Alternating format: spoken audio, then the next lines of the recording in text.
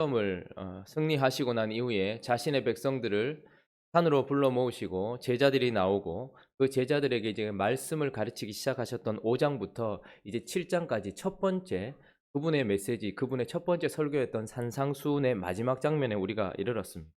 이제 예수님이 말씀을 마무리하시면서 또 다른 어떤 내용들을 우리에게 소개해 주거나 가르치고 있는 것이 아니라 주님은 이제 그 말씀 끝에 무엇을 우리에게 요구하고 계십니까? 말씀 끝에는 무엇이 있어야 되는 것입니까? 말씀 끝에 감동이 있고 은혜가 있으면 되는 것입니까? 근데 주님은 그 말씀 끝에 우리에게 결정을 요구하고 계십니다. 내가 너희에게 한 말대로 살 것인지 말 것인지, 내가 너희에게 말한 대로 제자의 길을 갈 것인지 말 것인지가 남아 있는 것이지 말씀 끝에 감동이나 은혜가 남아 있는 것이 아니다라는 말이죠. 그래서 이제 주님이 이 첫 번째 설교였던 산상수훈을 마무리하시면서 또 다른 내용을 우리에게 가르치시는 것이 아니라 너희는 제자의 길을 갈 것이냐 그렇지 않을 것이냐를 결정하라고 말씀하시고, 그렇게 제자의 길을 가겠다라고 결정한 것이 무엇인지에 대해서 오늘 우리에게 말씀해 주고 있습니다. 제자의 길을 가기로 결정하는 것, 그래서 그 길을 가는 것은 어떤 삶인지 주님께서 먼저 우리에게 말씀하실 때 그 첫 번째가 바로 좁은 문으로 들어가는 것이 제자의 길로 가기로 결정한 것이다 라고 우리에게 말해주고 있습니다. 우리 13절 14절 한번 읽어볼까요? 13절 14절 읽도록 하겠습니다. 시작. 좁은 문으로 들어가라.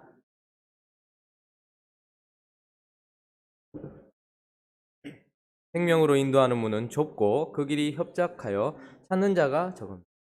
주님은 이제 말씀을 마치시고 나서 제자의 길을 가야 되는 우리에게 제자의 길을 선택한다는 것, 그 길을 간다는 것은 좁은 문으로 들어가는 것이다 라고 이야기합니다. 그러면 좁은 문으로 들어간다는 것은 무엇입니까? 좁은 길을 간다는 것은 무엇입니까?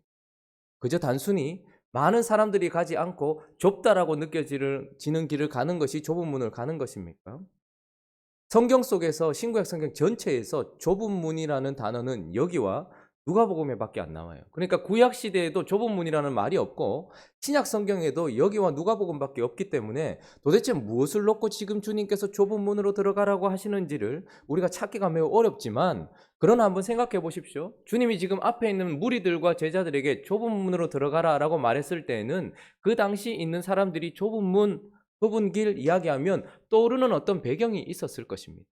말씀드렸던 것처럼 마태는 유대인들에게 말씀을 전하고 있기 때문에 지금은 대부분의 유대인들이 이 말을 듣는 순간 좁은 문, 좁은 길 하면 떠오르는 곳이 있습니다. 그것은 바로 예루살렘 성과 관련이 있는데, 예루살렘은 천연의 요새였습니다. 그래서 가장 높은 곳이기도 했고 이스라엘 백성들의 안전한 요새이기도 했고 다윗의 성이기도 했죠. 그래서 그 지형적으로 보면 예루살렘으로 올라가는 길은 삼면이 아주 깊은 골짜기로 되어 있기 때문에 다른 길이 없어요. 그리고 나머지 한 면의 길이 있는데 그곳은 아주 협착하고 좁습니다. 그리고 이제 성으로 올라가는 그 문은 아주 좁은 문이었습니다. 그러니까 그들에게 있어서 좁은 문이라고 얘기하면 그 협착한 길, 그 험한 길을 올라가서 그 높은 곳에 이르러서 들어가는 그 문을 생각했을 것입니다. 그리고 예루살렘은 유대인들에게 있어서 어떤 의미를 가지고 있는가? 예루살렘으로 올라가는 길이 좁고 그 문으로 들어가는 문이 매우 좁은데, 그렇게 좁은 길을 걸어서 좁은 문으로 통과해서 예루살렘으로 가는 그 예루살렘은 유대인들에게, 그 당시 그 말씀을 듣는 사람들에게는 어떤 곳인가? 이사야서 2장 2절 3절 말씀을 우리 한번 찾아보죠. 예루살렘이 유대인들에게는 어떤 의미가 있는 것인지,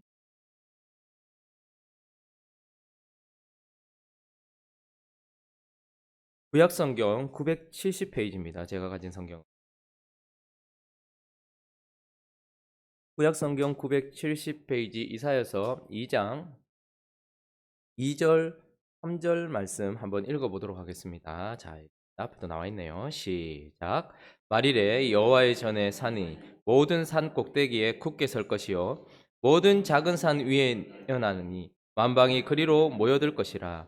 많은 백성이 가며 이르기를 오라 우리가 여호와의 산에 오르며 야곱의 하나님의 전에 이르자. 그가 그의 길을 우리에게 가르치실 것이라.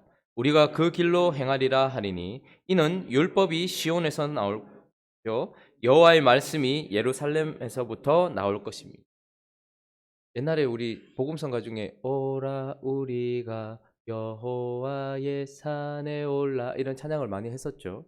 근데 왜 예루살렘 성으로 자꾸 가자고 얘기합니까? 예루살렘 성은 시온성입니다. 그러니까 하나님의 나라의 왕이 있는 다윗성이 있는 곳입니다. 뿐만 아니라 예루살렘에는 성전이 있습니다. 그래서 언제나 높은 곳을 이야기하고 하나님의 임재를 상징할 때마다 예루살렘이었습니다. 그러나 그 예루살렘에는 하나님이 계시고 하나님의 나라를 통치하는 왕이 계실 뿐만 아니라 하나님 나라의 백성들을 가르치는 율법이 거기에서부터 나오고 생명의 말씀이 거기에서부터 나오는 거예요. 그러니까 예루살렘이라는 것은 지형적으로 그런 의미를 가지고 있을 뿐만 아니라 영적으로 하나님의 말씀이 선포되어서 하나님의 백성들과 사람들이 거룩하게 살아야 될 율법들이 선포되어지고 가르쳐주는 곳일 뿐만 아니라 거룩한 삶을 살아가는 백성들이 거기에 모여들고 그곳에 거룩하신 하나님이 임재하고 우리의 왕이 그곳에 계시는 곳. 그래서 예루살렘은 언제나 거룩한 성이었고 율법의 시작이었고 말씀에 선포되는 근원이었다라는 말이죠. 그러니까 유대인들은 거룩하게 살기 위하여서는 어떻게 해요? 예루살렘 성에서 하나님의 말씀 앞에 서야 되는 것이었고 그 예루살렘으로 올라가던 길은 매우 협착하고 좁았을 뿐만 아니라 그 문은 좁았던 것이죠. 그러나 그들의 조상들이 경험했던 것처럼 세상을 상징하고 권력을 상징하고 자아실현을 상징하고 성공을 상징하고 자기의 쾌락을 상징하는 바벨론 같은 성으로 들어가는 문은 매우 넓었고 바벨론으로 향하는 길은 매우 넓었으며 그곳으로 가는 사람들은 매우 많았습니다. 지금 이 말씀을 듣고 있는 이 시대 사람들은 로마라는 가장 강력한 성으로 들어가는 것도 모든 길은 로마로부터 나오는 거예요. 그렇기 때문에 로마로 들어가는 길은 매우 넓었습니다. 그리고 로마로 들어가는 문은 매우 넓었습니다. 그리고 그리로 가는 사람들은 많았습니다. 성공과 자아실현을 위해서 가는 길과 문은 넓었지만 그러나 협착하고 거룩한 삶을 살기 위해서 예루살렘으로 가는 길은 좁고 그 문은 좁았다라는 말이죠.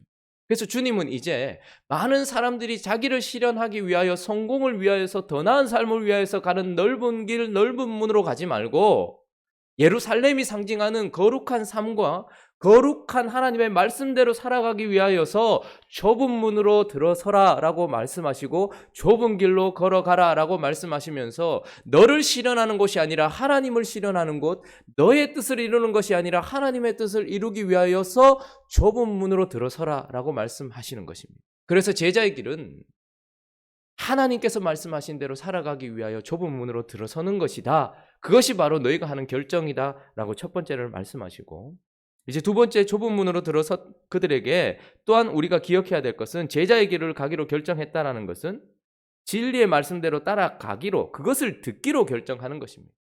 그것이 있는 곳으로 좁은 문으로 들어가는 것, 거룩한 말씀이 있고 거룩한 하나님이 계시고 거룩한 왕이 계신 곳으로 들어서기 위해 결정하는 것도 중요하지만 그곳에 들어서서 그분의 진리를 듣기로 결정하는 것, 이것이 제자의 결정인 것입니다. 15절 말씀 한번 읽어볼까요? 15절 있습니다. 시작. 거짓 선지자들을 삼가라.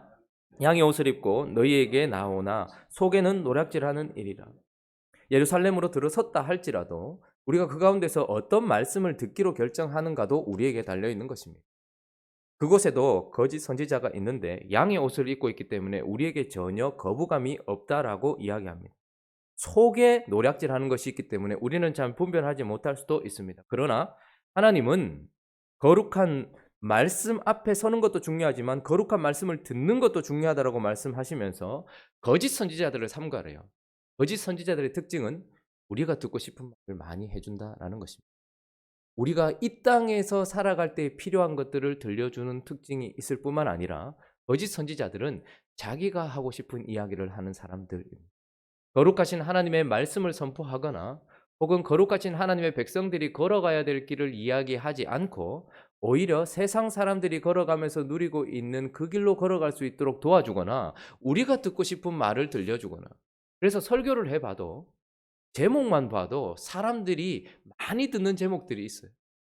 근데 그런 제목들은 대부분 보면 거룩한 삶을 살기 위해서라기보다는 내 문제 해결 소원 성취에 가까운 것들이 많이 있습니다. 그래서 클릭수를 올리기 위해서는 제목을 아주 좀 싼딱하게 지으면 됩니다. 어? 어? 이런 걸 가르쳐 준단 말이야? 이런 생각이 들 만한 제목을 지어주면 돼요. 그리고 거기에 대해서 이야기해주면 또한 많은 사람들이 들어갑니다. 많이 듣게 되어 있습니다. 하나님은 제자의 길을 간다는 것은 좁은 문으로 들어가서 거룩한 길을 가기로 결정할 뿐만 아니라 그 가운데서 무슨 말씀을 들을 것인가, 예수 그리스도께서 말씀하시는 생명으로 인도하는 진리의 말씀을 들을 것인가, 아니면 내가 듣고 싶은 말이나 세상에서 들려주는 말을 들을 것인가를 결정해야 된다라고 말씀하시면서 좁은 문으로 들어선 우리, 그리고 진리를 듣기로 결정하는 것, 그것이 제자가 해야 되는 결정이다라고 말씀하고 계십니다. 그러나 그것에서 그치지 않고 이제 주님은 제자의 길을 가기로 결정하는 것이 무엇인가 하면 바로 아버지의 뜻대로 행하기로 결정하고 행하는 것까지 나아가는 것이 제자가 한 결정이다라고 이야기하고 있습니다. 자, 21절 한번 읽어볼까요? 21절 말씀 한번 읽어보겠습니다. 시작. 나더러 주여 주여 하는 자마다 다 천국에 들어갈 것이 아니요. 자, 듣는 것도 결정을 해야 되지만, 그러나 이제 저 중요한 것은 무엇입니까? 행하는 자라야 라고 얘기합니다. 나더러 주여 주여 하는 자마다 다 천국에 들어갈 것이 아니래요.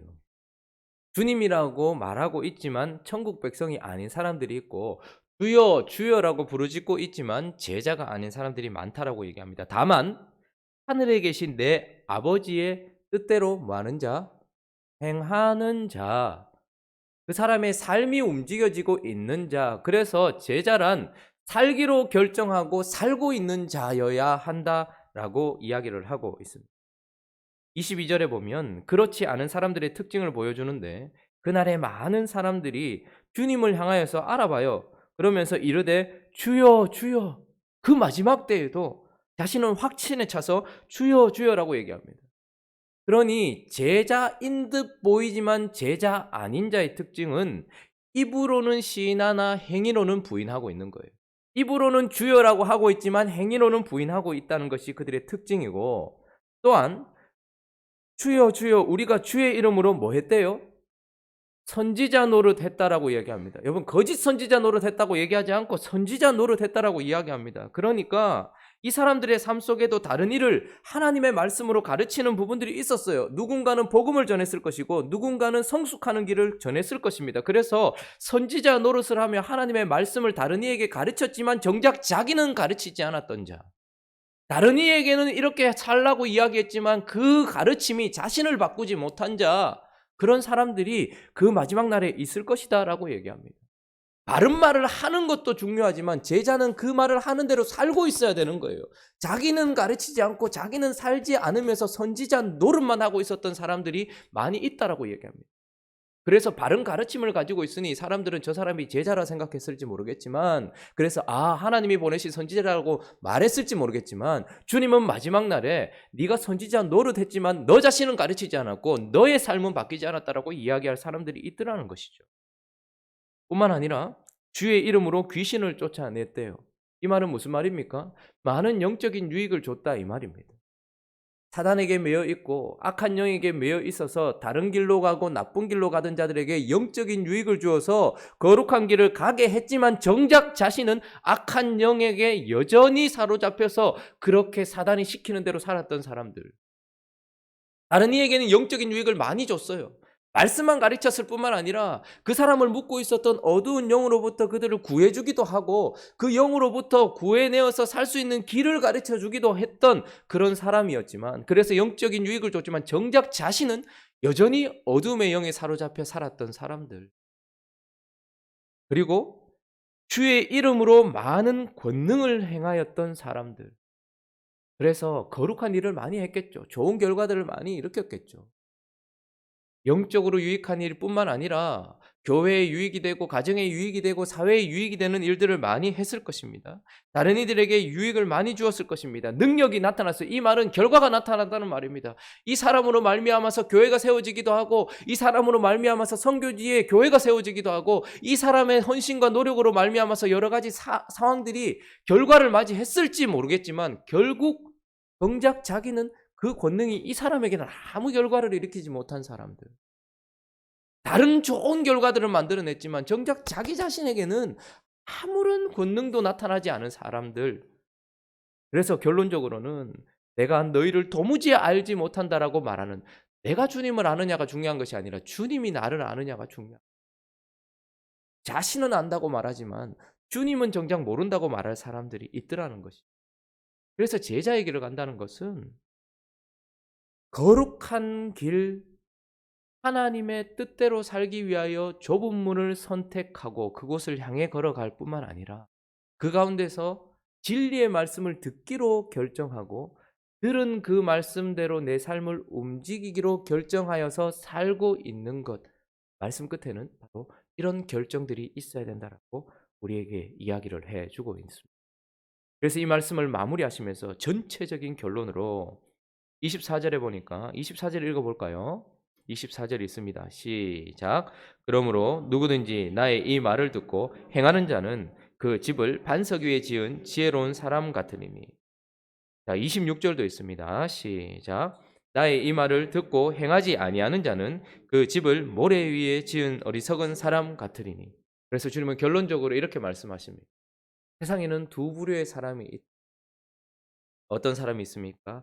나의 이 말을 듣고 행하는 사람이 있고, 또 어떤 부류의 사람들이 있습니까? 나의 이 말을 듣고 행하지 않는 사람이 있다라고 말하면서 어떻게 비유하시는 거 하니까, 행하는 사람은 반석 위에 집을 지은 사람이다 이렇게 이야기를 하고, 행하지 않는 사람은 아무것도 짓지 않은 것이 아니라 똑같이 집을 지었어요.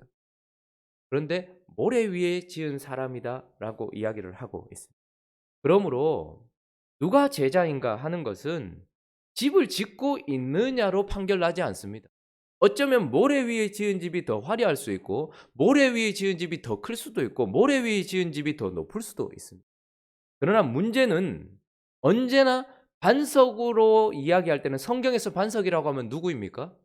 반석이신 예수 그리스도와 그분의 말씀입니다. 흔들리지 않는 터, 완전한 터, 굳건한 터, 예수 그리스도, 그리고 그분의 말씀 위에서 집을 짓는다는 것은 그분의 말씀대로 살아간다라는 거예요. 그러니까 그 페트라, 그 집을 짓는다는 것은 그 말씀의 규모에 따라서 집을 올리는 것이죠.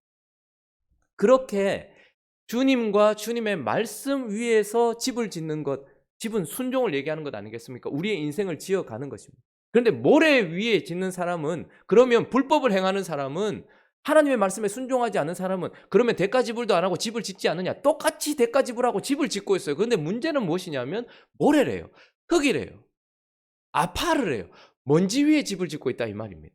그 말은 무엇입니까? 언제나 우리는 무엇으로 지어졌습니까? 저와 여러분은 무엇으로 지어졌습니까? 한낱 먼지에 불과한 흙으로 지어졌어요. 그러니까 자기 자신과 자기 자신의 뜻을 따라서 삶을 살아가는 것을 모래 위에 짓는 거라고 얘기하는 거예요. 모래와 같은 누군가의 말을 따라서, 그 말에 따라서 자기의 집을, 인생을 짓고, 여러분 모래 위에 짓는 것도 반석 위에 짓는 것도 다 힘들어요. 똑같이 힘들어요. 편한 삶이 어디 있겠습니까? 자신의 삶이 다 힘들겠죠. 모래 위에 짓는 것도 힘들고, 반석 위에 짓는 것도 힘들고, 모래 위에 짓는 것도 대가집을 해야 되고, 반석 위에 짓는 것도 대가집을 해야 되는 거예요. 그런데 언젠가 비바람이 불고 창수가 났을 때에 쉽게 무너져 버릴 것 같은 저와 여러분들, 한낱 먼지에 불과한 자기 자신과 또한 누군가의 말과 그 사람의 인생 위에 집을 짓는다면 완전히 무너져 버리는 거죠. 그러나 주님은 결코 무너지지 아니하고 터가 흔들리지 아니할 자신과 자신의 말씀 위에 집을 지으라라고 말하고, 그러므로 지혜로운 자가 되고, 또한 어떤 사람은 어리석은 자가 되어질 텐데, 이 말을 듣고 반석 위에 집을 짓는 지혜로운 사람과 같고, 무너지지 않는 이유는 집을 잘 지었기 때문이 아니라 반석 때문이고, 무너지는 이유는 집을 잘못 지었기 때문이 아니라 모래 때문이다라고 이야기하면서 순종하는 제자가 되어야 된다라고 이야기를 하고 계십니다. 자, 이제 이 말씀이 마쳐졌습니다. 28절, 29절 마지막으로 한번 읽어볼까요? 28절, 29절 있습니다. 시작. 예수께서 이 말씀을 마치십니다. 이는 그 가르치시는 것이 권위 있는 자와 같고 그들의 서기관들과 같지 않아. 자, 말씀이 끝이 나고 우리들의 반응이 나옵니다. 예수께서 이 말씀을 마치셨을 때 그 말씀을 듣던 사람들이 놀랐다 이야기합니다. 지금까지 자기에게 말씀을 들려줬던 서기관들과 같지 않고 권위가 느껴지고 생명이 느껴지는 그 말씀을 듣고 무리들이 그의 가르침에 다 놀랐고 은혜 받았고 감동받았고 서로 와 했다라고 무리들의 반응을 이야기하고 있습니다. 그러나 제자들의 반응은 어땠는지 나타나지 않죠. 여러분들은 어떠시겠습니까? 말씀이 선포되고 난 이후에 와, 이런 말씀이 있었나? 와, 하나님이 이런 말씀 우리에게 주셨었나?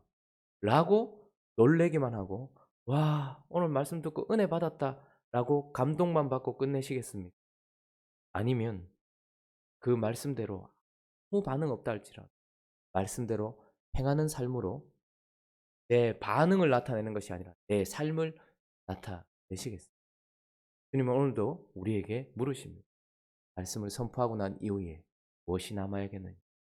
그 말씀이 육신이 된 나와 같이 행하는 것 아니겠느냐라고 말씀하십니다. 주님 앞에서 이번 한 주간도 말씀 뒤에 놀라고 그치는 것이 아니라 말씀 끝에 행함으로 지혜로운 삶을 살아가는 저와 여러분들 되시기 예수 그리스도의 이름으로 축원합니다. 같이 한번 기도하며 나아가도록 하겠습니다. 우리는 5장부터 제자가 무엇인지에 대한 이야기를 쭉 들으면서 제자의 길이 무엇인지에 대하여서 그리고 제자가 받는 복이 무엇인지에 대하여 쭉 들었습니다. 이제 우리에게 선택이 남아 있습니다. 그 거룩한 길, 주님을 실현하는 좁은 문으로 들어갈 것인가? 그리고 흔히 들리는 소리가 아니라 진리를 들을 것인가?